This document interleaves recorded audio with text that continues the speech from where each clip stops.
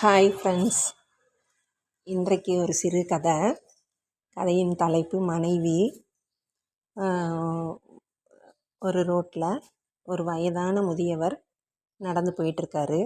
ஆனால் அவரால் வேகமாக நடக்க முடியலை. அப்போது சைக்கிளில் ஒரு இளைஞர் வந்துட்டுருக்காரு. அவர் கொஞ்சம் சமுதாயத்தில் மக்களுக்கு உதவி செய்யணுன்ற ஒரு எண்ணம் கொண்டவர். அப்போது அந்த முதியவருக்கு கெந்தி நடந்து போகிறத பார்த்து, ஐயா அவங்களுக்கு என்னாச்சு,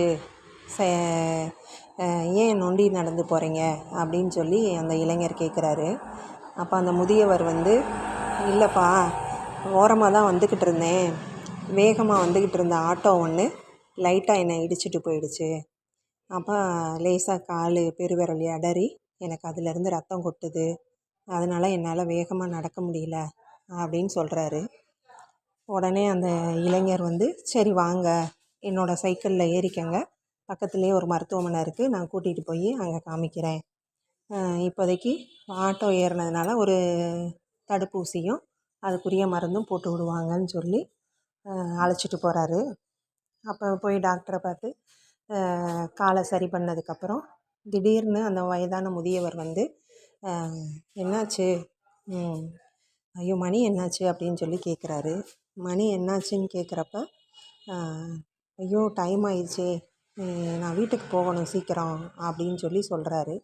வீட்டுக்கு போகணுமா, ஏன் இவ்வளோ பதட்டப்படுறீங்க, ஏன் இவ்வளோ அவசரப்படுறீங்க அப்படிங்கிறப்ப, இல்லை என் மனைவி தனியாக வீட்டில் இருப்பா, அவளுக்கு உடம்புக்கு முடியலை, அவளுக்கு நான் சாப்பாடு வாங்கிட்டு போகணும், அதுக்காக தான் வெளியில் வந்தேன் அப்படின்னு சொல்கிறாரு.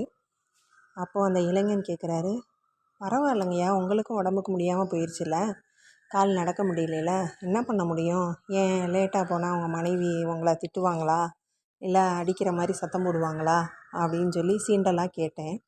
அதுக்கு முதியவர், இல்லைப்பா நான் என்ன செஞ்சாலும் அவளுக்கு தெரியாது, அவளுக்கு வயசாயிருச்சு, ரெண்டாவது மனநிலையும் பாதித்து மறதி வந்துருச்சு, நானே யாருன்னே அவளுக்கு தெரியாது, அதனால தான் பசி தாங்க மாட்டா, அதுக்காக தான் பதறேன் அப்படின்னு சொல்லி அந்த இளைஞன்கிட்ட சொல்லிக்கிட்டே வந்தார். அப்போ இதை கேட்டோன்னே, மனநிலை சரியில்லைன்றீங்க, மறதி இருக்குன்றீங்க, அப்படி இருக்க பட்சத்தில் நீங்கள் லேட்டாக போனால் அவங்க என்ன கேள்வியாக கேட்க போகிறாங்க, கொஞ்சம் லேட்டாக தான் போங்களேன், அதனால் என்ன ஆயிடப்போகுது அப்படின்னோடனே, இல்லை அவள் மறந்தாலும் சரி, அவள் மனநிலை பாதிக்கப்பட்டு இருக்கிறப்ப அவள் பசி தாங்க மாட்டான்றது எனக்கு மட்டும்தான் தெரியும், அதனால் நான் டயத்துக்கு சாப்பாடு கொடுக்கணும், அவள் என்ன மறந்தாலும் நான் அவளை மறக்கலை, ஏன்னா அவள் தான் என் மனைவியாச்சே, நான் எப்படி மறக்க முடியும்.